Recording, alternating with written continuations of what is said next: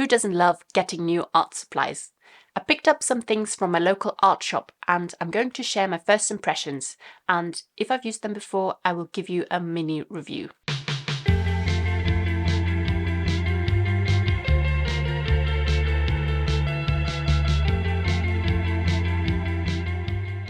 Hi there, I'm Janine, I'm an artist and I share my creative journey on this channel. My local art shop is very sadly closing down, but lucky for me, they had a very good discount on, so I picked up quite a few things I've been meaning to try.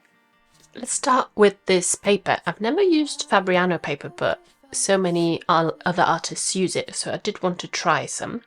And this is actually Bristol paper, which I've also been meaning to try. I believe you use it for printmaking, and it's quite smooth. And I do tend to like a smoother paper for working with acrylics. And it's not very thick. It's usually with a watercolour paper I'd go for 300 grams minimum, but this one is 200 grams.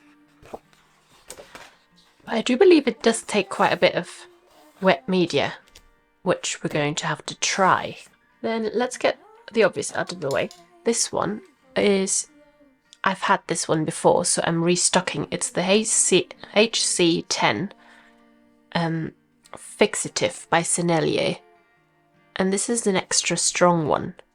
It is the strongest one that I've found to fix pastels and charcoal and things like that. If you have found an even better one than this, let me know in the comments, because I still find it doesn't set it super well, but it is better than others I've tried. So that's just a restock.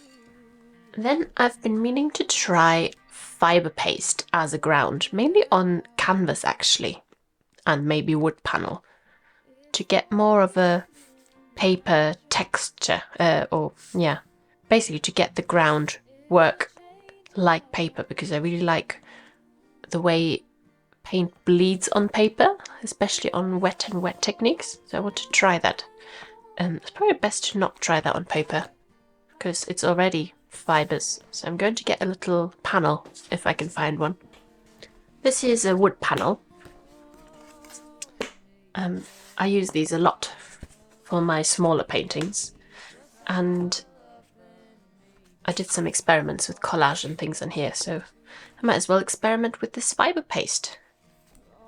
So it says to apply it with a palette knife, and you can mix in your acrylic colour as well if you like already. I'm just going to use it plain.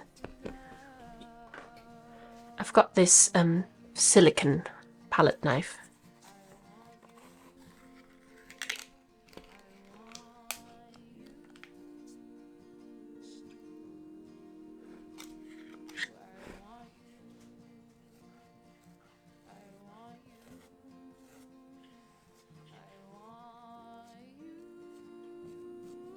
I don't know if you maybe should sand it after to get a smoother finish.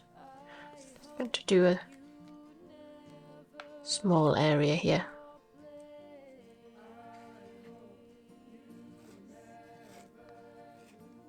Just trying to apply it as smooth as I can. And then we're going to let that dry.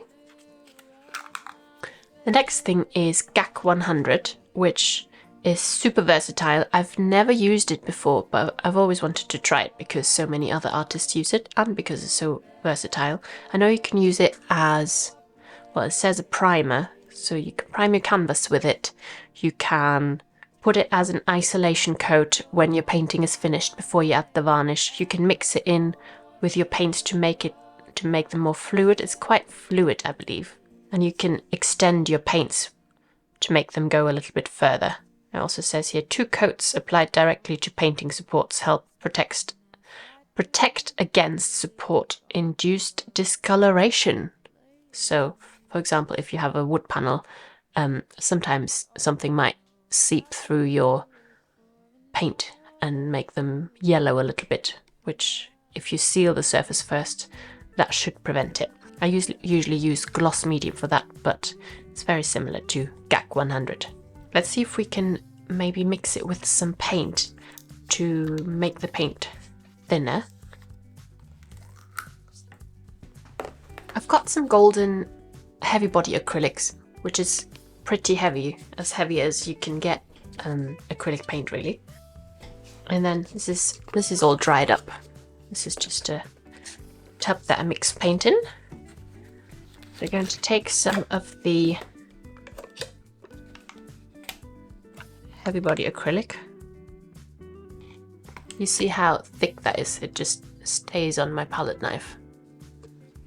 And then we're going to mix in some of the GAC 100. See if I can show you the consistency. Yeah, you see how runny that is?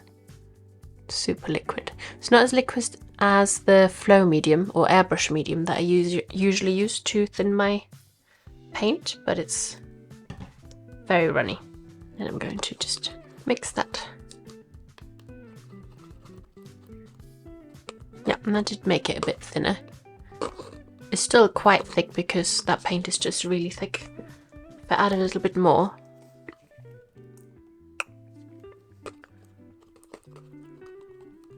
yeah, you see that's now much more of a creamy consistency. I'll show you on here.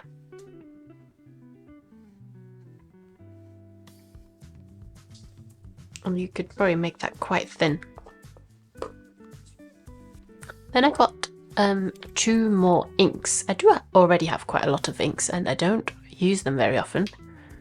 But the ones I've got are quite bright or cool colours as well. So I got this orange, which again is very bright. What is it called? Yellow orange. And this one, which is a bit more muted, which is yellow oxide. I use a lot of yellow oxide in my work, actually. This is also yellow oxide and I use that colour a lot. And well, they're just like ink, because they are ink. I'm sure you know what ink is like. See if we can mix these together a little bit. And I also bought, actually also by Liquitex, these basics brushes. I don't use expensive brushes for my painting.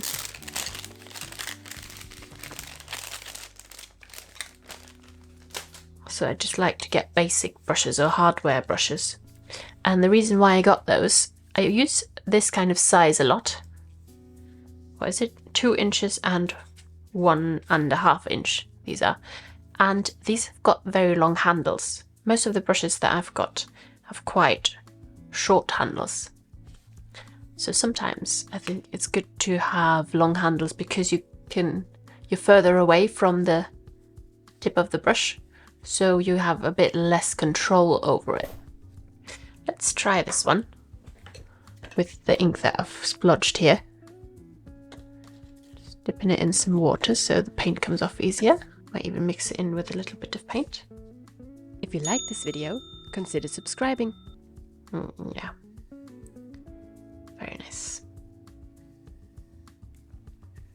They're very much like the other brushes I use, just this kind of brush. I think I only have smaller ones.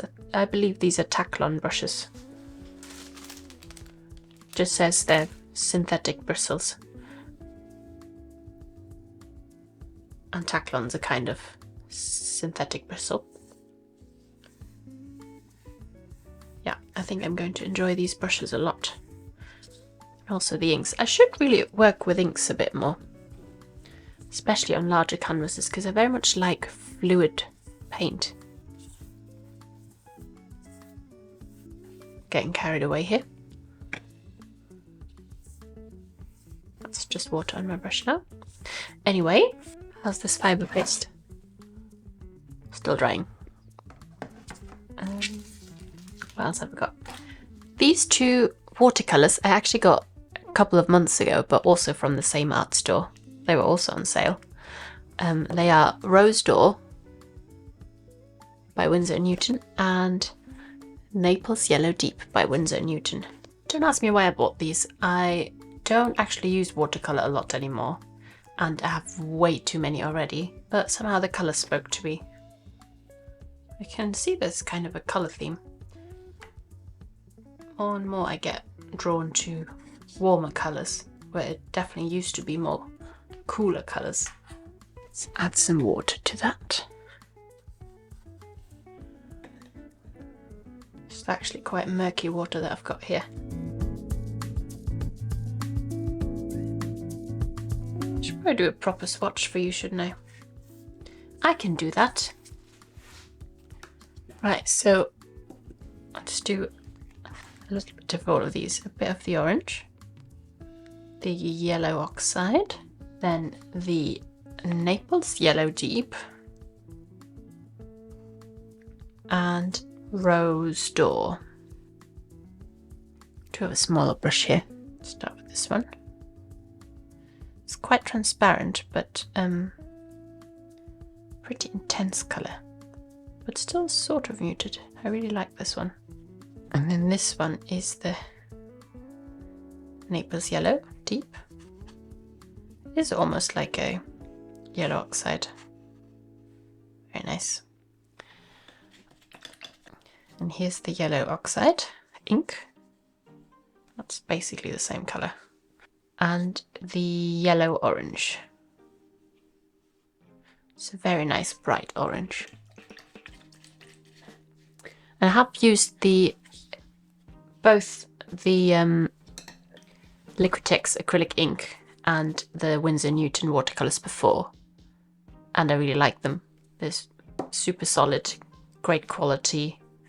They're very well-known brands, and so I'm sure you already know that these are very good inks and watercolours. I do recommend them. And the last thing I got is these Sennelier Oil Sticks. Again, I have used these before, but not a lot. I really like them. I haven't used these colours, that's why I bought them. So I have used these before, but I don't use them a lot because they take a very long time to dry. If you're painting in oils, then you're used to that, but I paint with acrylics usually, so I don't have the patience to wait for as long for these to dry. And the other thing is you always have to peel off the dried layer like this. Peel that off so you can get to the fresh oil paint inside, which I also find is a little bit of a faff. And it feels wasteful to me because you're peeling off paint that could have been used once upon a time. But that's all part of the product. This one is the yellow ochre again. I seem to have a thing for yellow ochre lately. And this one is alizarin violet lake. So I'll swatch these for you as well. So that's pretty much the same colour again. And then this one is, it's already peeled off some of the paint when I was taking off the wrapping. I do really like the little skin that comes off. It's quite fun to peel off. It's probably a better way than doing it with just with my fingers, maybe with a palette knife. Just want to get to the top. Can I get to it? Yes. Wow, look at that colour. That isn't quite the colour that I expected. It's much more purple, but it is called purple. Well, it's called violet, alizarin violet lake. So it's not, this looks more like a alizarin crimson, and this looks quite purple. So I'm assuming that once it dries, it'll probably look more like this, a bit more red, but the edges where it's quite transparent, who knows? So especially if you're painting with oils already, I think these are fabulous because you can make very different marks than when you use a brush. Otherwise, you need to keep in mind that they do take a very long time to dry. Also, you can't layer over these with acrylics because you're not supposed to layer acrylic paint on oily products. But if you're painting with oil, again, that's not a problem because it's all oil. I do actually really like the paper. It feels lovely to paint on. It does buckle quite a bit, but you've seen that I've used a lot of water on it. But even here where I haven't used that much, it's buckling a little bit. So maybe it is a little bit thin for using lots of water on, but you could also stretch it first. You know, for watercolour you sometimes add the tape around the edges and wet it first. So that's another way of getting around it. Or you might not mind the buckling. Sometimes I don't mind the buckling, but it depends on what you're working on. And I really like those brushes. I think I'm really going to enjoy painting with those on my larger work. Now this I did dry with a hairdryer. You can see here that I was very impatient and tried to touch it and it just moved around a little bit. I was going to see if I can sand it to get a smoother texture, but probably need a thicker surface for that to work. I'm going to try it anyway. I've got some sandpaper here which is 100 grit. Let's try it over here where there is a little bit thicker.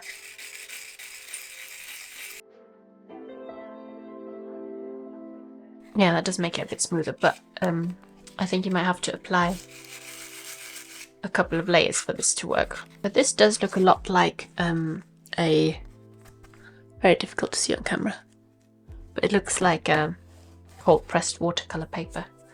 So let's just add maybe some of this ink and add some water.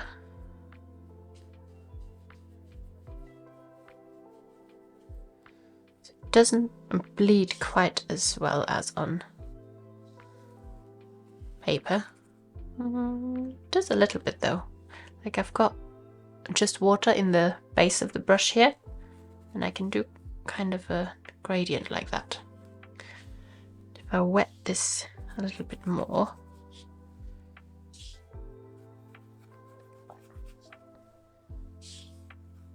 I've got quite a lot of water on here now.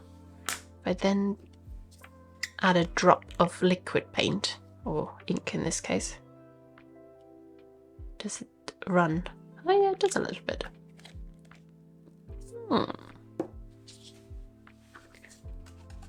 Let's show you that a little bit closer. Yeah. It's not 100% like paper, but it is actually very similar. So that could be a good experiment on a larger canvas maybe. But on a larger canvas you'd probably struggle to get it nice and smooth. It's probably easier on a wood panel actually. And I'm getting carried away again.